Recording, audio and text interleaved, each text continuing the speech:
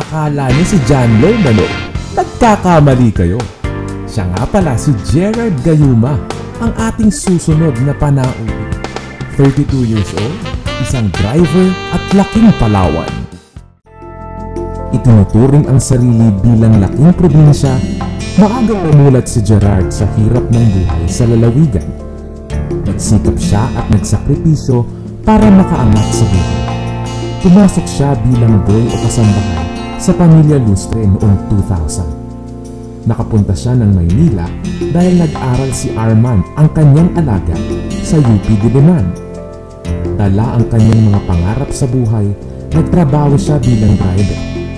Kinalaunan, nakapag-ipon ng malaking halaga para sa pang-araw-araw na pangangailangan. Pag-umaga, gabi, maglugas ako ng sasakyan. Tapos magluto ng baon ko para may baon ako. Tapos maligo. Tapos pagbaba ni Arman, okay na alis ko.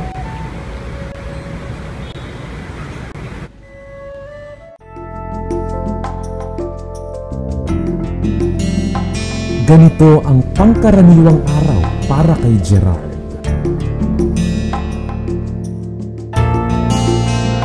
Sa kinikita nyo sa inyong trabaho, paano nyo po binabudget yung mga gastusin nyo? Walang asawa, kaya yung kita ko kalahati, napadala ko sa magulang ko, yung kalahati sa akin. Simple lang, makapag-asawa, tsaka magkaroon ng 3 anak, tsaka makapatayo ng magandang bahay.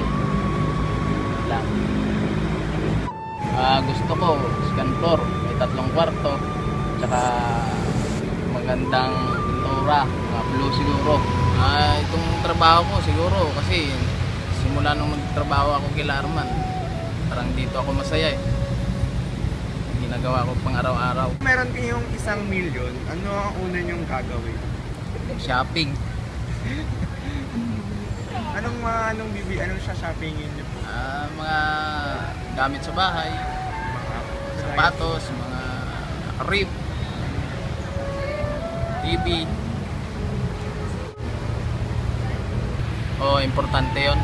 Kasi pag nagkaroon sila ng pamilya, may tirahan na sila. Tsaka hindi sila mahirapan maghanapan ng bago sila magkaroon ng pamilya, kailangan may bahay na sila.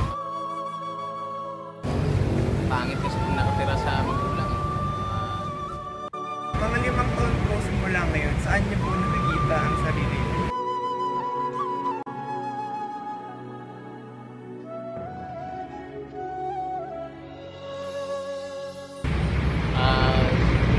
Siguro dito sa trabaho ko na to kasi dito ako masaya, saka dito ako nakapag-ipon, nakapunta kung ano.